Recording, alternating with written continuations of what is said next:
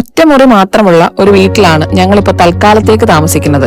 വീട് റിനോവേറ്റ് ചെയ്യുന്നത് കൊണ്ടുള്ള താൽക്കാലിക അഭയസ്ഥാനം കൂടിയാണിത്. എന്ത് തന്നെയാണെങ്കിലും സ്വന്തമായ ഒരു വീടും അതിൽ സ്വന്തം എന്ന് പറയാൻ ഒരു മുറിയും ഉള്ളതിന്റെ സുരക്ഷിതത്വം ഒന്ന് വേറെ തന്നെയാണ്, അല്ലേ? ഈ അടുത്തിടെ ഇറങ്ങിയ മനോരഥങ്ങൾ എന്ന ചിത്രത്തില് പാർവതിയുടെ കഥാപാത്രം പറയുന്ന പോലെ ഒരു പെണ്ണിന് സ്വല്പം ക്രിയേറ്റീവ് ആവണമെങ്കിൽ സ്വന്തമായ ഒരു റൂമും കുറച്ച് സമ്പാദ്യവും ആവശ്യമാണ്.